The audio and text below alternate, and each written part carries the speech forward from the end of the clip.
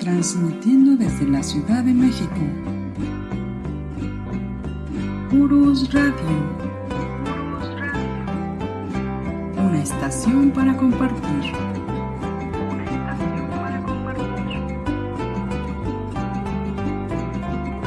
Urus Radio.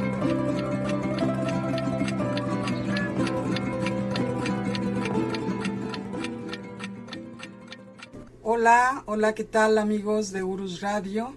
Aquí estamos con ustedes transmitiendo su programa de la verdadera historia de México. Los saludos, soy Doris y parece que estamos aquí con ustedes también en Facebook. Creo que estamos acostados, ¿verdad? Al parecer sí. Ahorita checamos eso, lo acomodamos. Pero aquí estamos con ustedes. Un lunes más transmitiendo desde Facebook y también desde TikTok. También está con nosotros el profesor Francisco Mendoza, que es quien nos habla de nuestro querido México. Hola profesor, ¿cómo está? Buenas noches. Licenciada, buenas noches, amigos de Urus Radio. Qué bueno que están aquí. No puedo negar que así como que me siento un poco embrollado con tanta tecnología, pero aquí estamos. Ya vemos que están entrando sus mensajes, amigos. Gracias. Un lunes más, licenciada, y ahora estrenando tanta tecnología. Un lunes más, sí, y el día de hoy, amigos, comenzamos con una nueva serie que esperamos. A ver, permítanme, creo que el micrófono del profe no se escuchaba. Profesor. A ver, ahí está. Ahí, sí, profesor, nos comentaba. ¿Qué tal? ¿Cómo está? Buenas noches. Amigos y amigas, buenas noches. Lick, qué gusto saludarla, un lunes más por aquí, con tanta tecnología ahora veo, pues me estoy viendo yo ahí en pantalla y estamos viendo los corazoncitos que suben aquí en esta otra pantalla y estamos viendo la de Spreaker también donde se está grabando, pues todo muy intenso, licenciada, con los micrófonos y bueno, pues muy emocionado de estar por aquí con ustedes, licenciada. Sí, profesor, y sí, estamos acostados aquí en Facebook, y miren nada más. Ahorita checamos y ahorita lo acomodamos, amigos. Vamos a ver, tenemos que acomodarlo al revés. Y ahorita vemos, ¿sí? Ahorita vemos. De todos modos, véanos así de ladito mientras. El día de hoy, amigos, les decíamos que vamos a comenzar una nueva serie que ustedes habían pedido mucho sobre las guerras apaches. Y el profesor se dio a la tarea de ir investigando y ya lo tenemos por acá. ¿Cómo ve, profesor? Bueno, pues ¿cómo le podríamos decir? Hay que tener mucha intensidad en cuanto al estudio de este tema, las guerras apaches, puesto que desgraciadamente las guerras apaches, ya estoy viendo cómo me está girando la LIC. No se puede. Bueno, las guerras apaches es un asunto olvidado, es un asunto sumamente olvidado. Vamos a analizar un poquito los factores, los cuales nos llevan a olvidar, pues 200 años, quizá la guerra más larga que hemos tenido en México.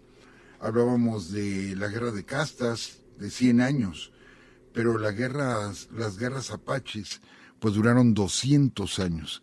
De las guerras más grandes que ha tenido México, y es un asunto por completo olvidado a partir del 47, cuando la frontera les pasó por encima a tantos mexicanos, y de pronto el problema de los pueblos apaches, navajos, comanches, chiricahuas, etcétera, se les quedó a los americanos, aparentemente se les quedó a ellos, pero realmente es un problema que siguió. Las fronteras no dividieron la problemática, sino que se mantuvo. Y bueno, veo aquí batallando a la licenciada. Estamos en vivo, así es que amigos, no se me desesperen, estamos en vivo. La semana pasada terminamos la serie del cine, profesor, del cine en México. y grabamos ahorita se me fue, déjenme respirar. La semana pasada grabamos con el profesor de cortometraje, lo subimos a la hora de siempre, pero para no dejar la costumbre de transmitir a las 10 de la noche, transmitimos por TikTok, y la verdad que fue muy emocionante, muy interesante, porque se interactuó mucho con nuestros amigos y fue muy padre la reunión. De hecho, la bautizaron como la reunión tiktokera en vez de banquetera. ¿Verdad, profesor? Sí, así es. La creatividad de nuestros amigos en redes sociales fue una reunión tiktokera. No estaba planeada como tal. Y de pronto hablamos de muchos temas, de muchos temas. Se puso muy interesante, fue otro programa por completo, se puso muy interesante. Pero hablando de estas reuniones, ahora ya tiktokera, anteriormente banquetera, pues estamos invitados de nuevo a Guadalajara. Ya les daremos las fechas, amigos, que es donde se realizó la primera reunión banquetera, allá en Guadalajara, Jalisco, nuestro querido Guadalajara. Y pues vamos a estar por allá de nuevo, ya les avisaremos por si gustan acompañarnos y hacemos otra reunión con todo gusto. Pero se reúnen muchos amigos, muchos amigos. Entonces, si alguien por ahí puede conseguir un lugar, ahí por el centro, que sea accesible para todos, un espacio donde podamos estar, porque las veces anteriores, la verdad, nos la hemos pasado muy bien. Pero tenemos mucho ruido del tráfico y todo esto. Entonces, si alguien pudiera conseguir algún lugar, pues se los vamos a agradecer muchísimo. Que nos pudieran ahí dar cobijo una hora y media para platicar con todos nuestros amigos. Pero pronto les vamos a anunciar las fechas, pero sí ya tenemos invitación. Y no se olviden la de la reunión en León, Guanajuato. Estamos invitando, nunca hemos ido a León, estamos invitando a todos nuestros amigos, pues los lugares cercanos, Abasolo, Celaya, Pénjamo, Salamanca, Guanajuato, ciudad, etcétera. Si gustan acompañarnos, allá vamos a estar en León precisamente. Sí, profesor, vamos a estar por allá en León, Guanajuato. Nosotros les confirmamos la fecha, posiblemente sea el lunes no, sea el 30 o el 29, cualquiera de esos días. Y también lo que decía el profesor de Guadalajara, vamos a confirmarlo todavía y ya les diremos a ustedes. ¿Qué tal? Bueno, me adelanto un poquito. Luego me llama la atención la licenciada porque me dice que todavía no se concretan las fechas, pero yo me adelanto. Porque me emocionó mucho, amigos. Por ejemplo, hoy va a ser la cuarta ocasión que vamos a Guadalajara. Y hemos ido a Puebla varias veces, a Querétaro varias veces. Pero a nuestro querido Monterrey, Nuevo León, no hemos ido. Se han hecho trámites y a la mera hora no se han concretado, pero parece ser que ahora sí se va a concretar. No estaremos en el mero Monterrey, pero estaremos ahí pegadito, ahí en Salinas. En Salinas, Monterrey, tenemos una invitación muy formal, igual ya les haremos llegar las fechas, porque yo sé que van a ir muchos amigos a saludarnos y ahí estaremos, platicaremos de historia. Obvio, tendrá que ser tema obligado la enorme H de Heroico Monterrey, que merecidamente tienen ahora.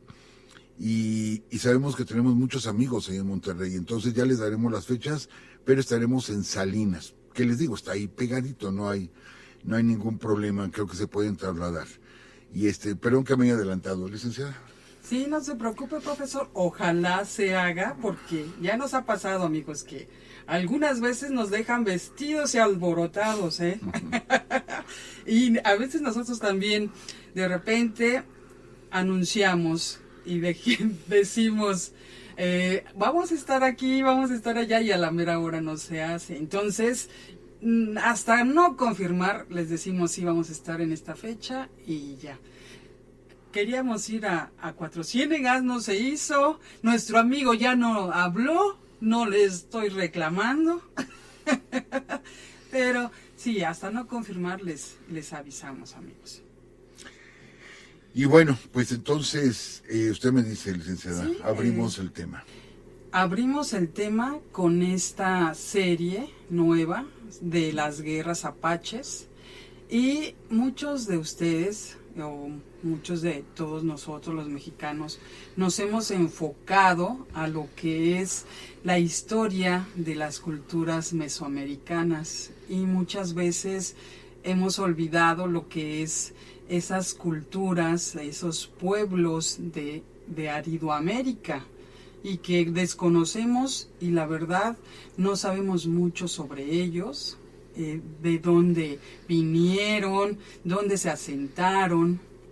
Sabemos que en el norte de México, en el sur de Estados Unidos, pero tenemos que adentrarnos un poco más en esta historia y qué mejor que el profesor Francisco Mendoza para que nos hable de este tema. Profesor, adelante. Gracias, amigos, gracias por estar aquí. Y bueno, pues comencemos. Amigos, hay que explicar un concepto muy, muy importante antes de iniciar. Nos tiene que quedar bien clara esa parte. ¿Por qué? Por todo lo que se va a venir después. Toda esta serie, que no sabemos y ahora no queremos predecir cuántos capítulos porque siempre nos alargamos. Entender este concepto, el concepto de cultura. ¿Por qué lo digo? Porque muy egoístamente, sí, vale la palabra, muy egoístamente, estos pueblos que son dominantes, sí, piensan que su cultura es la única cultura y que todos los demás, si no tienen la cultura que ellos tienen, pues son una horda de salvajes, así definitivamente. Entonces, si tú no tienes lo que yo tengo y tú no vives como yo vivo, eres un salvaje. Y esta es la cuestión que tenemos que aclarar muy bien, porque no eran grupos salvajes, a pesar de que eran seminómadas, no eran grupos salvajes, tenían una cultura sumamente desarrollada para las condiciones en las que ellos vivían. Las condiciones ambientales para haber conquistado las montañas, los cañones, las llanuras de todo lo que es el territorio canadiense, el territorio norteamericano y gran parte del territorio de nosotros, la parte más ancha de nuestro territorio es el norte. Tuvieron que desarrollarse, pero se desarrollaron de acuerdo a las circunstancias en las cuales estaban viviendo. Entonces, no podemos juzgarlos por decir algo. Por poner un ejemplo, es que ellos no construyeron ninguna ciudad, no la necesitaban, les estorbaba. ¿De qué les servía construir una ciudad si la tenían que abandonar? ¿Por qué? Porque la vida que ellos llevaban, seminómada, era persiguiendo los grupos de animales, sobre todo los búfalos, los venados, los iban persiguiendo y de ellos iban viviendo. Entonces, ¿para qué construir una ciudad? De tal forma que ellos sus habitaciones o sus casas, los llamados tipis, pues ellos se desmontaban, se desarmaban, se desmontaban y se cargaban en la espalda. Y llegaban a otra zona y los volvían a armar. En menos de un día armaban todo un campamento. Y lo desarmaban igual en menos de un día y continuaban. ¿Para qué iban a construir ciudades? Otro ejemplo es que no tenían agricultura. Efectivamente, desarrollaron muy poco la agricultura. De hecho, dejaban algunas plantaciones y dejaban que solas crecieran y cuando regresaban pues ya encontraban cosecha.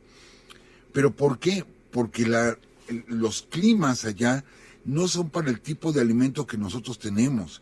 Nosotros, por ejemplo, aquí en Mesoamérica tenemos una tierra sumamente rica donde podemos sembrar y cosechar todo tipo de frutos. Ellos no.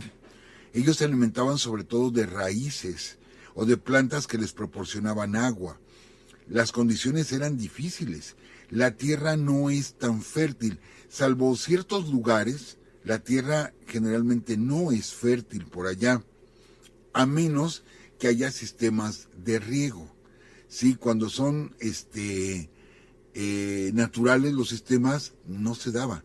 Tenían que haber utilizado sistemas de riego, que estos llegaron pues muchísimos años, décadas después. Ellos no lo habían desarrollado. Entonces, amigos, es como hemos puesto este ejemplo.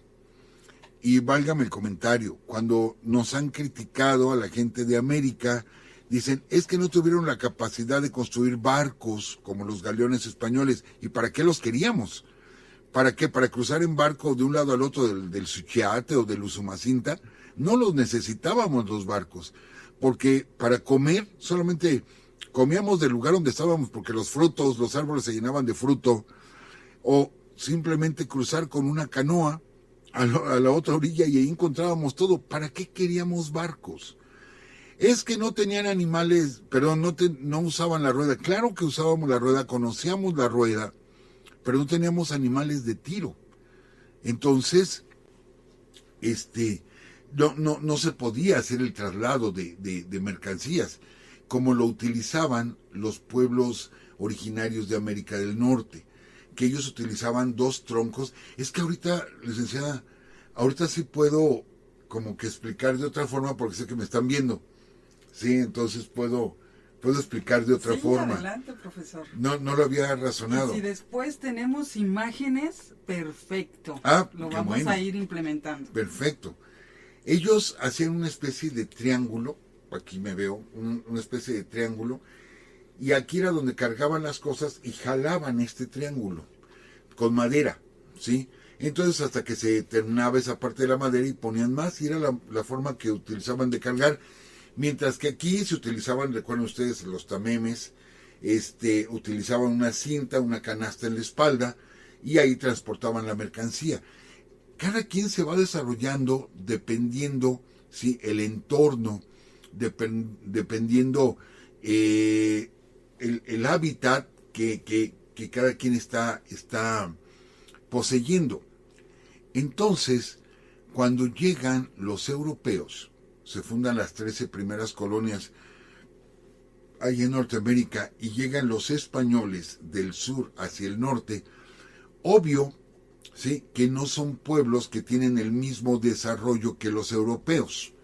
No tienen el mismo desarrollo, pero eso no quiere decir que sean pueblos retrasados. No, perdón, pero no son pueblos retrasados. Es todo un bagaje cultural el que tienen los pueblos originarios del norte. Pero que nosotros identifiquemos como cultura solamente lo europeo es el llamado eurocentrismo. Y que esto peleamos mucho quienes estudiamos historia, de que todo está basado en Europa. Todo absolutamente está basado en Europa. Entonces vivimos una historiografía eurocentrista totalmente, y todo está basado allá. Por lo tanto, los que no entran en el canon europeo, somos una horda de salvajes y de criminales y de asesinos y de retrasados. Esto es lo que hay que entender, amigos. Vamos a hablar, en este caso, nuestro programa es sobre historia de México. Vamos a mencionar a los Estados Unidos e incluso a Canadá. Pero, porque un buen tiempo todos estos pueblos pertenecieron al virreinato de la Nueva España, forman parte de nuestra historia. Y aún antes, amigos, aún antes, el origen de estos pueblos es el mismo origen de nuestros pueblos. Es exactamente el mismo. Bueno, de los mayas no, todavía falta de decidir o encontrar más datos de dónde migraron los mayas, los olmecas y los purépechas. Pero fuera de eso, huastecos, mayos, seris, tarahumaras, aztecas, etcétera, todos vienen de la misma rama y todos vienen desde el norte. Entonces, ahí está nuestro origen. ¿Se acuerdan que lo hemos platicado, amigos? Ya lo hemos dicho, varios lo van a recordar, pero algunos amigos que por primera vez nos escuchan, vale la pena mencionarles esto. Revisen en su propio cuerpo, amigos. Revisen en su propio cuerpo. Y muchos de ustedes, aproximadamente la mitad, ¿sí? Aproximadamente la mitad, va a tener una mancha en su cuerpo. En mi caso yo la tengo por decirlo así, en el chamorro derecho. Tengo una mancha que no afecta absolutamente nada. Hay personas que lo tienen en la cintura, en la espalda, en el cuello, y por cuestión estética, pues sí, a personas no les gusta que la tienen en el rostro. En fin, pero tenemos una mancha, es conocida como la mancha mongólica. Esta mancha surge, es un pequeño, ¿cómo lo dijera, licenciada? Defecto de fabricación, un Bueno. pequeño defecto de fabricación que se da en los pueblos mongoles, lo que es hacia, o sea, arriba de China, abajo de Rusia. Entonces, esto comprueba las migraciones de los pueblos mongoles, de los pueblos asiáticos, por un puente que se creó durante una glaciación, y por ahí cruzaron persiguiendo estas manadas de animales, tal y como lo vemos en la película de la Edad de Hielo 1, igualito para que los niños que nos están escuchando recuerden esa película, y heredamos esa pequeña mancha que aparece en una parte de nuestro cuerpo. ¿Por qué dije la mitad? Porque según datos del Instituto Mexicano del Seguro Social, el 51% de nacimientos en México registra la mancha mongólica. A veces puede ser muy grande, a veces muy pequeña, y algunos amigos dicen, yo no tengo la mancha, espérame, la puedes tener en el cuero cabelludo y tienes cabello, entonces no te puedes ver la mancha. Pero es aproximadamente el 51% quienes la tenemos. Entonces, amigos, ahí están nuestros orígenes, que son pueblos o que se retrasaron, o pueblos que se quedaron en Canadá, y los demás pueblos siguieron emigrando más hacia el sur, más hacia el sur. Los pueblos que se quedaron son pueblos que aprendieron a vivir en esas condiciones, ¿sí? Pueblos que se adaptaron a las nevadas, fuertes nevadas, a las heladas y de pronto a calores inmensos o muy intensos en la zona del desierto, etcétera. Se fueron adaptando, pero no por eso los vamos a despreciar, amigos. Les digo, su cultura es diferente a la de nosotros y es diferente a la de los europeos, pero vuelvo a lo mismo, estos países dominantes, quien no piensa como ellos, pues están retrasados. Y así vamos a empezar desgraciadamente esta serie, hablando de cómo los europeos, en este caso nosotros vamos a hablar más de los españoles, después de la conquista 1521, y de que hay leyendas, cuando le pregunta Cortés y su gente preguntaban de dónde salía el oro y la plata que habían encontrado y que se utilizaba como adornos, solamente como adornos, y solamente señalaba a nuestros antepasados hacia el norte. Y entonces Cortés dice, vamos a la búsqueda de... Y como había tantas leyendas, acuérdense que ellos creían mucho en estos mitos, en estas historias, y decían que había 7 ciudades de oro en Cíbola, y en Quivira o Quibirá, y todo producto de las leyendas. Acuérdense que California es una región de una novela. Entonces le pusieron ese nombre porque habían pensado que habían encontrado esa región. En fin, envueltos en estas fantasías, es que se empiezan a idear las primeras expediciones hacia los territorios del norte. Y sabemos que Aridoamérica comienza arribita, bueno, San Luis Potosí, la mitad de San Luis Potosí ya es Aridoamérica para arriba, o sea, todo lo que es nuestros actuales queridos estados de Baja California Norte, Sur, Coahuila, Sonora, Chihuahua, Tamaulipas, Nuevo León, Durango, Zacatecas, Sinaloa, en fin, toda esa es la zona de Aridoamérica. Entonces comienzan las expediciones, pero ¿qué fue lo que encontraron? Minas. No encontraron ninguna ciudad, pero encontraron minas. Y entonces se empieza a enriquecer el virreinato con las minas descubiertas en Zacatecas, en Durango, en fin, en varios lugares de los cuales ya hemos platicado.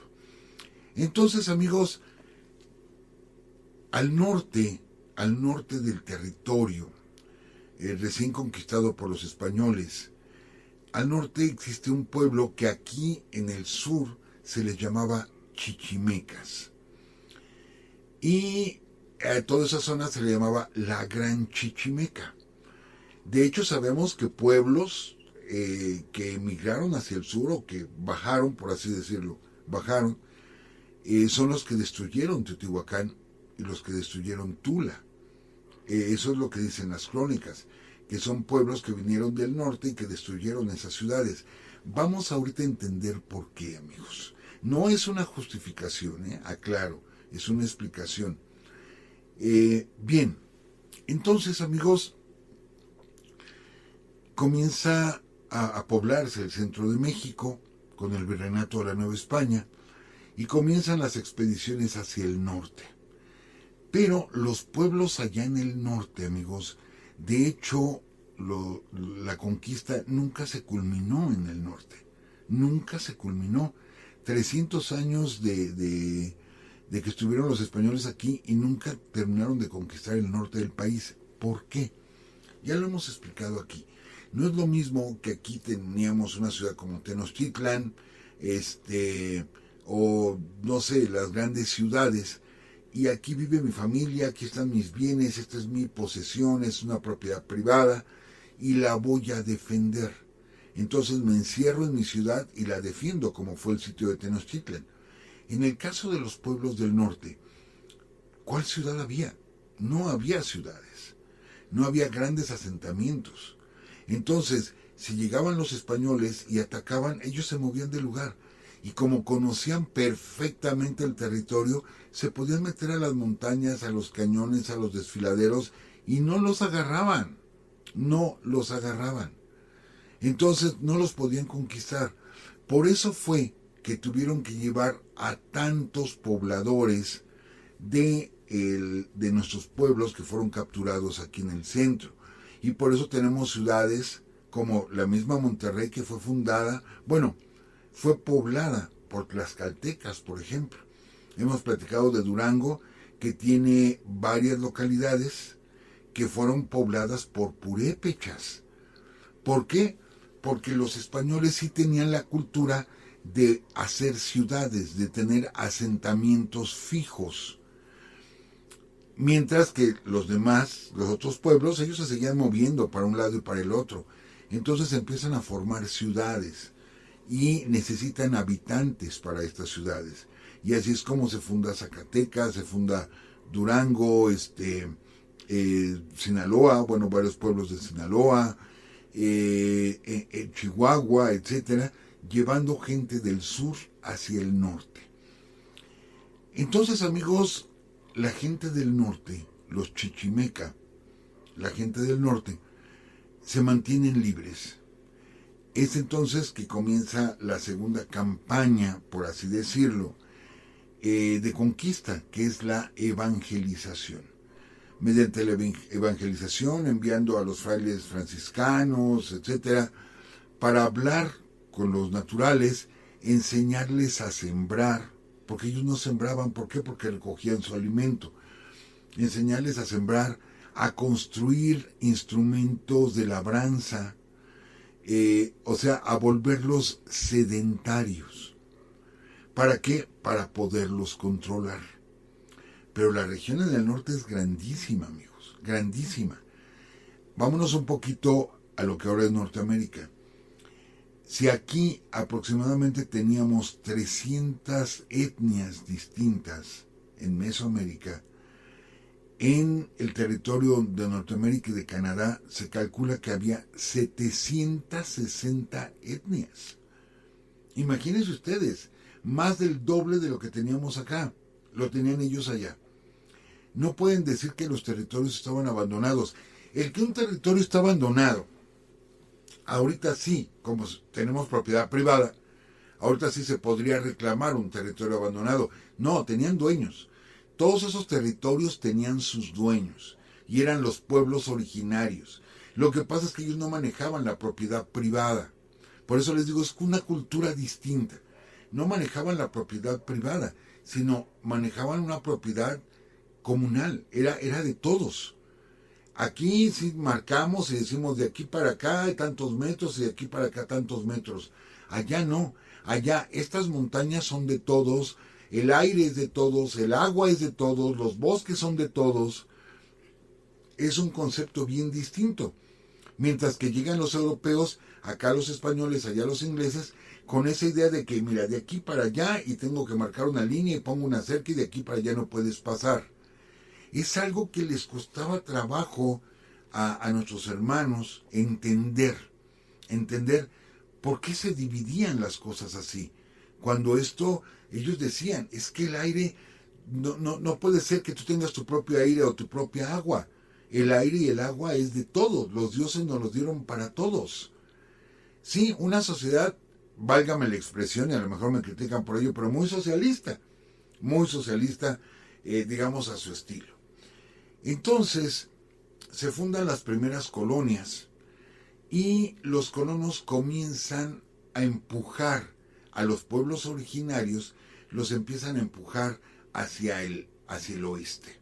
Ellos ocupan la región del este, comienzan a empujarlos hacia el oeste, porque empiezan a crecer estas colonias, ven que hay territorios, nótese, desiertos, que ahora sabemos que no estaban desiertos, simplemente era de toda la población, eran territorios que tenían dueño, y de pronto ellos llegaban y se metían. Y empiezan a traer animales, con dificultad, pero empiezan a traer animales, a comerse los pastizales, etcétera, porque lo veían desierto. No, tenían dueños, claro que los tenían. Entonces, ahí es donde empiezan los primeros conflictos. Los primeros conflictos con pueblos como los mohicanos, como los sioux, por ejemplo, pueblos que eran guerreros, que eran excelentes cazadores, y que comienzan los conflictos con ellos a raíz de la expansión norteamericana. Posteriormente, me adelanto un poquitito, cuando la Luisiana, que era un territorio tomado por los franceses, la Luisiana, mediante un tratado, se divide en dos. Una parte se le queda a España y otra parte se le queda a Francia. Entonces, los pueblos de esos lugares son arrojados. Y les decían, es que esto ya tiene dueño, ustedes nunca han sido dueños de nada. Se dan escaramuzas, se da violencia y continúan empujando a estos pueblos. Aquí ya vamos a hablar un poquito del virreinato. Pueblos que fueron empujados desde Dakota, por ejemplo, desde territorios muy, muy al este, fueron los comanches, por ejemplo, y que los comanches son empujados hacia Texas. Entonces, es un pueblo que ya platicaremos de ellos, porque ellos son identificados sobre todo por el caballo. Se le llama así como la cultura del caballo. Y bueno, eran guerreros temibles los comanches, temibles. Daba miedo la luna comanche. Así se mencionaba, porque cuando la luna era llena, era cuando ellos atacaban. Siempre atacaban a la luz de la luna. Entonces se hablaba de la luna comanche. Y eran excelentes jinetes. De eso vamos a hablar, del caballo y todo esto vamos a hablar. Entonces fueron empujándolos.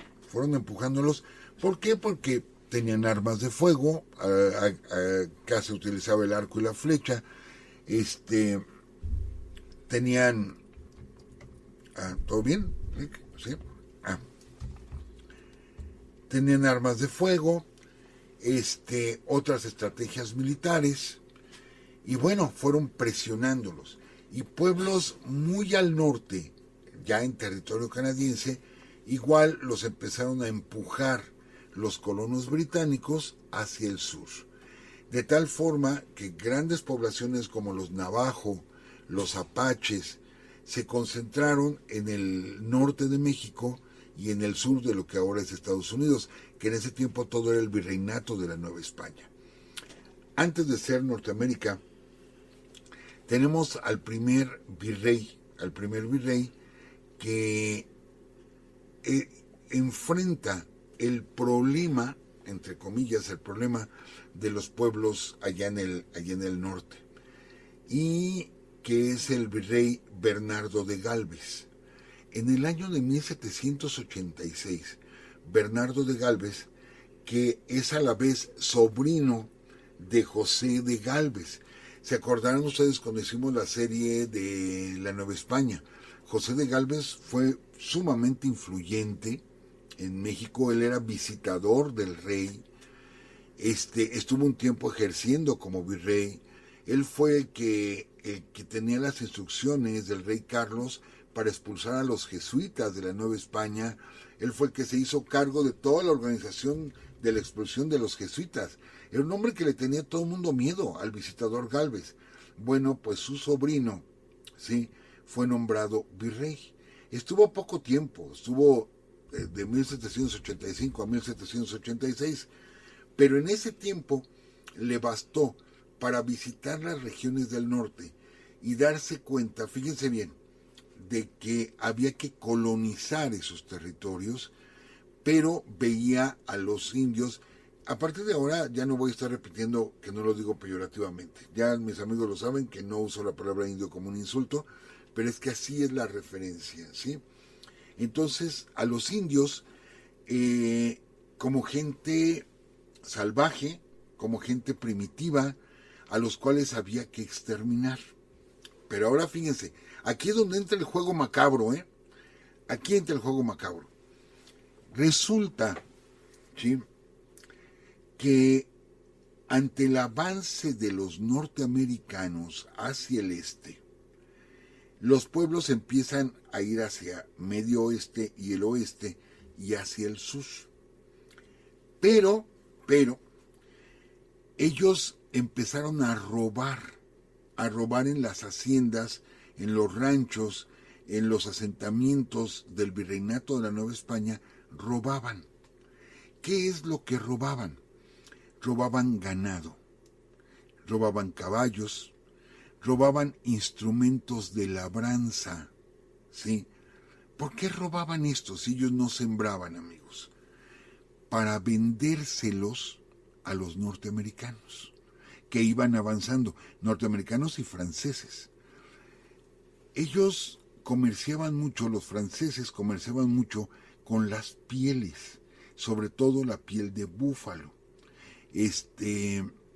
Entonces, en los puertos, en el Océano Atlántico, en el Golfo de México, ¿sí? En el Golfo de México, amigos, hago un pequeño paréntesis, no se preocupen, ni hagan berrinche que si ya aquel hombre le puso Golfo de California, de América, perdón, Golfo de América, para nosotros seguirá siendo el Golfo de México para siempre.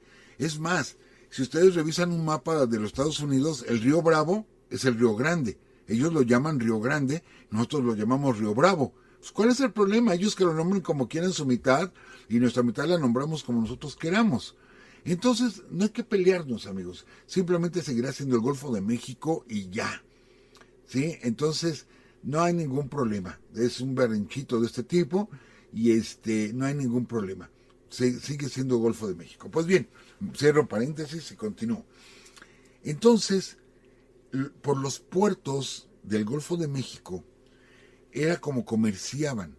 Pero ahora, la pregunta es, yo, que soy un navajo, por ejemplo, un Sioux, un moicano, un cherokee, llevo 100 pieles para vender.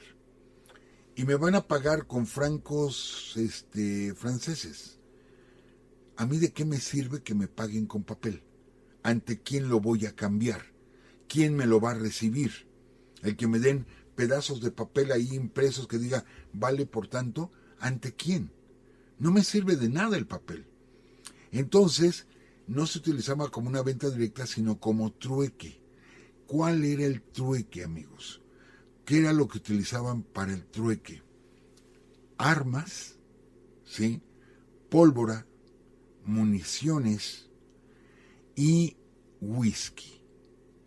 Eran grandes cantidades de whisky la que se les daba a los pueblos originarios. Ellos desconocían, yo no digo que no tuvieran bebidas fermentadas, hay bebidas fermentadas en el norte del país que son riquísimas. Yo no soy un gran bebedor, pero las he probado y son muy ricas, como el sotol, etcétera. Pero no era una cultura que ellos tuvieran, el de las bebidas alcohólicas. Y fíjense, suena como barato quizá el argumento, pero en su momento hubo mucha gente que protestó ante las cantidades industriales de alcohol que se les daba a los indios. Muchísimo alcohol. Entonces los aficionaron al alcohol. Entonces llegaban los franceses y te pago con armas, ¿sí? Te pago con pólvora, con municiones y con alcohol. Con eso te pago. Y tú me vas a dar pieles. Entonces, obvio que ellos necesitaban las armas para seguir consiguiendo esas pieles. Quizá les daban un poco de semilla, un poco de maíz, de arroz, pero que no les iba a servir para gran cosa porque, insisto, ellos no sembraban.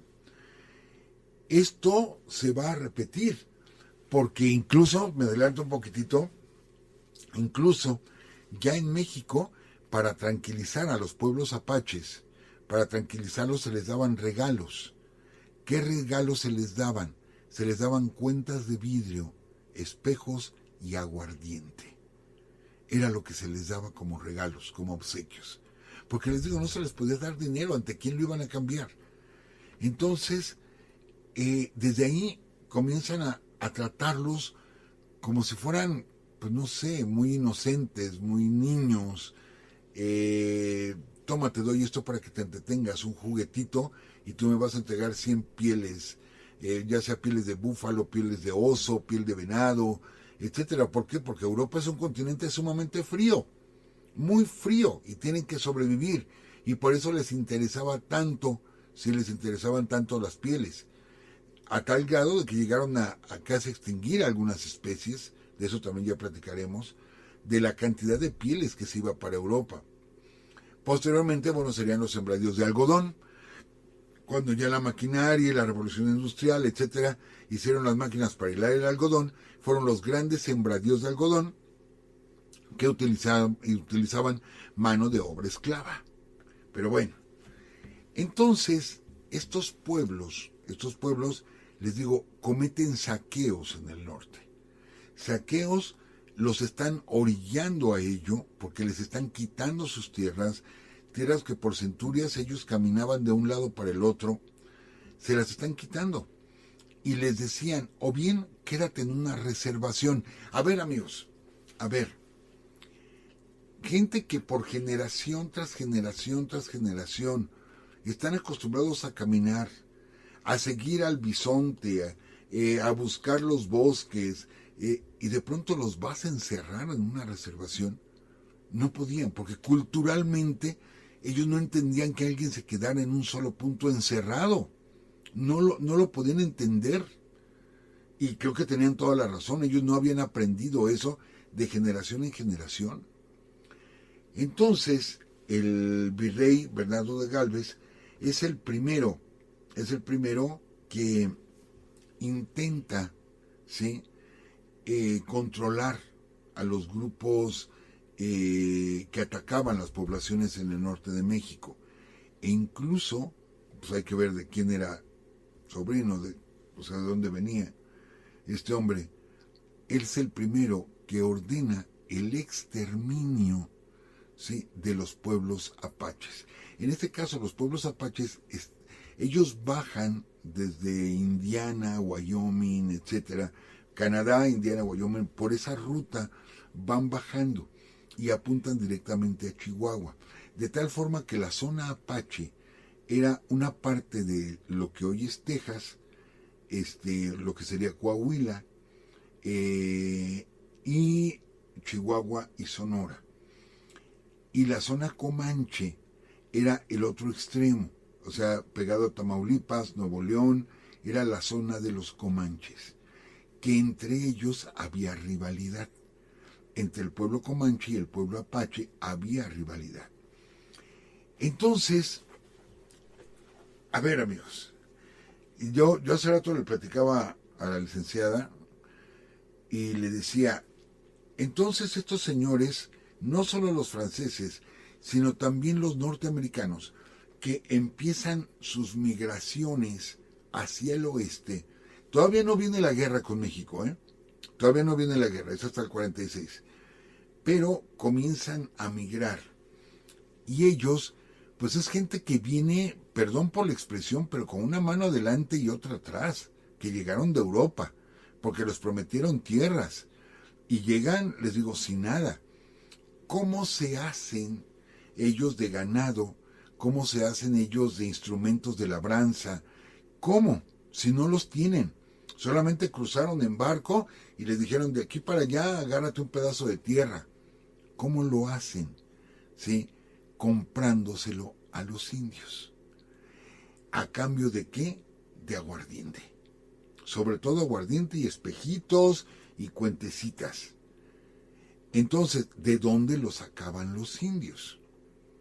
Pues ellos lo traían, o sea, atacaban a los ranchos, les digo, haciendas novohispanas que tenían ganado, que tenían caballos, que tenían instrumentos de labranza, iban y los robaban y luego se los vendían a los norteamericanos o franceses.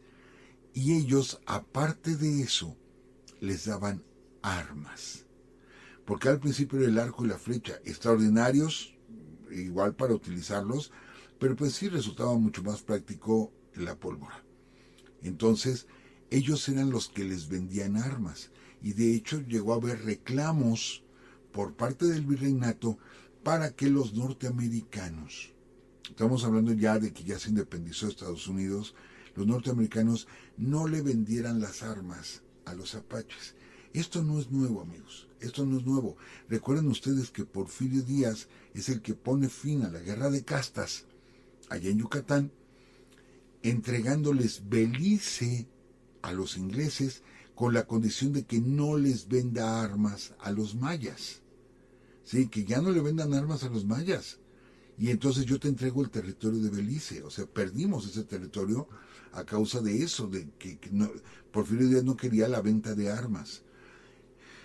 A ver, y yo le hice esa aclaración hace rato igual a la licenciada. Estamos hablando de finales del siglo XVIII, no estamos hablando de 2025, porque parece que la historia se repite, porque los grupos del crimen organizado, ¿de dónde vienen las armas? Pues precisamente de allá. Entonces, era un gran negocio la venta de armas y lo hacían como las grandes empresas de armamento actualmente, que la verdad es que pues, no tienen escrúpulos porque le venden a los dos bandos. Sí, a los dos bandos en pugna les venden armas. Ah, bueno, pues se les vendía armas a los apaches y se les vendía armas a los comanches. Y ahora mátense entre ustedes. Y a mí me siguen trayendo pieles que yo las vendo muy bien en el mercado europeo, me las siguen consumiendo, no me importa que se acaben los animales y yo te doy armas, te doy aguardiente, ¿sí? Y te doy cuentas de vidrio para tus adornos. Ese era el pago que recibían, amigos. Ese era el pago. Mientras les estaban quitando su tierra. De ahí esa frase que últimamente se hizo famosa, la he escuchado, licenciada, donde dice, nos pidieron que cerráramos los ojos y rezáramos. Cuando los abrimos nosotros teníamos la Biblia y ellos tenían nuestras tierras. Sí. Y es cierto, los evangelizaron, etcétera, y cerraron los ojos y cuando los abrieron ya les habían quitado todas sus tierras. Y no son 3 hectáreas, o sea, son millones de kilómetros cuadrados los que les fueron quitados. Insisto, estamos hablando de cientos de grupos, cientos de etnias. No era un lugar despoblado, eso es completamente falso. O que nada más andaban 3 o 4 jinetes por ahí avanzando, no. No tenían las grandes urbes, ¿por qué? Porque todos se movían, todos avanzaban para un lado, avanzaban para el otro, seguían las manadas, etcétera. Por eso no tenían grandes asentamientos. Por eso ellos, los conquistadores, se justifican, dicen, ¿cuál cultura destruimos? No había cultura. Claro que había una cultura. Claro que tenían una cultura y sumamente desarrollada, porque ellos no hubieran podido sobrevivir. Así de plano, no hubieran podido sobrevivir en el desierto. No lo hubieran hecho. Entonces son las llamadas culturas del desierto, las culturas de las llanuras, ¿sí? Que después les digo llegará el caballo, sobre todo para el pueblo comanche. Entonces, el virrey Iturrigaray, de pésima memoria para nosotros, él fue virrey de la Nueva España de 1803 a 1808, que es, bueno, es la peor época de corrupción que tuvo el virreinato de la Nueva España. O sea, la peor corrupción fue la de Iturrigaray. Ya platicamos de él en otro programa, de todo lo que se sabe que hizo, porque fue juzgado y fue encontrado culpable. Y es más, ya después de muerto lo encontraron culpable, porque vivo la libró. Lo juzgaron y salió libre, porque no hubo pruebas, pero después de que murió encontraron todas las pruebas. y lo condenaron después de muerto. La peor corrupción. Pues bien, este virrey igual procuró hacer ventas, o sea, hacer trueques a cambio de pieles, a cambio de valores, ¿sí? La corona no se los tenía permitido e incluso permitió que a muchos integrantes de estos pueblos se les esclavizara cuando estaba prohibida la esclavitud, que sabemos que la disfrazaban de encomienda, pero bueno, se esclavizaron a los pueblos indios, se capturaban a los pueblos indios y se les hacía trabajar en las minas de Zacatecas, de Durango, etc. Entonces, hablar de los caballos. Los caballos es importante. Ahorita estamos como que preparando todo de lo que vamos a platicar, porque vamos a hablar de muchos personajes, vamos a hablar de muchas batallas, vamos a platicar de muchas anécdotas muy, muy interesantes. Lo estamos como que preparando todo. Hablando de los caballos. Los primeros caballos que llegaron a América, ya existían los caballos antes, pero se extinguieron. No eran tan grandes como los actuales. Y recuerden, esto es un proceso de Darwin. O sea, las especies se adaptan a su hábitat. Entonces no eran caballos tan grandes. Y desaparecieron hace como 10,000 años. Entonces los nuevos caballos llegan con Cristóbal Colón en el segundo viaje. Igual los reyes católicos ordenan que se traiga para estas tierras 20 caballos y 5 yeguas para empezar a criar ganado caballar en la isla de Cuba. Son los primeros que llegaron y de ahí Cortés habrá de traer los primeros caballos a estas tierras. Los habrá de traer Cortés, que se van a utilizar, que eran una novedad de estos animales. Ya tenían muchos años que estaban extintos. Y algunos de esos caballos se van a soltar, algunos de esos caballos se van a escapar. Y son el pie de cría, los caballos españoles son el pie de cría para grandes cantidades de caballos salvajes, los llamados Mustang, los caballos salvajes que habitaban las praderas en los Estados Unidos. Son de hecho de los primeros caballos que traen los conquistadores, sobre todo los de Hernán Cortés, ¿sí? Entonces, a partir de Hernán Cortés. Tenemos como el primer español a Oñate, se me fue el nombre de él, Carlos Oñate. Juan Oñate. Es el primero, él va en búsqueda de estas ciudades de Quivira y las ciudades de oro y llega hasta lo que hoy es Arizona, lo que hoy es California, y él es el primero que va a hablar de estos pueblos. Pero fíjense bien, amigos, fíjense bien. En esas crónicas no se habla de pueblos sanguinarios, se habla de pueblos amigables, de pueblos amistosos. Muchos de los conquistadores, como le pasó a Cabeza de Vaca, que sí encontró oposición, pero también encontró muchos pueblos que eran amigables, que los recibieron a pesar de su apariencia extraña y de sus armaduras y de sus caballos, los recibieron con gusto. Y fue como les pagaron, creando reservaciones para ellos. Pero bueno, ya se me fue el tiempo. Con esto damos como por iniciado, pues, lo que serán las guerras apaches. Ya a partir de la semana que entra, licenciada, ya hablaremos de los conflictos en la frontera, de cómo se dieron antes de la independencia y posterior a la pérdida de nuestro territorio, donde ya los conflictos estaban sumamente fuertes, donde se dan muy importantes batallas y donde empiezan a surgir nombres muy importantes como Mangas Coloradas, como Vittorio, Cochís, Jerónimo. Vamos a platicar varias cosas de ellos y de otros líderes. De algunos no, porque no pertenecen a esta zona, pero igual los mencionaremos, ¿no? A Caballo Loco, a Toro Sentado. Ellos son más de la zona este. Al final, bueno, ellos son los que derrotan a Custer, al famoso Custer, en la batalla de Little Bighorn. ahí pierde el 7º de caballería, que por mucho tiempo se habló de una masacre, ¿sí? Pero las masacres las cometían ellos, directamente ellos, en contra de la población india. Y bueno, yo aquí le dejaría por el momento, licenciada. Muy bien, muchas gracias, profesor. Les damos las gracias a todos ustedes, amigos, que nos acompañaron tanto en TikTok como aquí en Facebook. Muchísimas gracias. Y los esperamos el próximo lunes a las 10 de la noche. Vamos a seguir transmitiendo por aquí por Facebook y también por TikTok. Gracias por todos sus mensajes. Nos emociona mucho que nos envíen varios mensajitos de agradecimiento, de cariño. Gracias de veras. Y también esta grabación la van a poder escuchar en Spotify. Siempre va a estar el recalentado en Spotify, así que lo pueden escuchar también en YouTube. ¿Y qué más? También nos pidieron que subiéramos la grabación de la reunión pasada, profesor, la tiktokera, la primer tiktokera, amigos. Entonces lo vamos a hacer, vamos a subir esta grabación de la semana pasada para que también lo escuchen ustedes.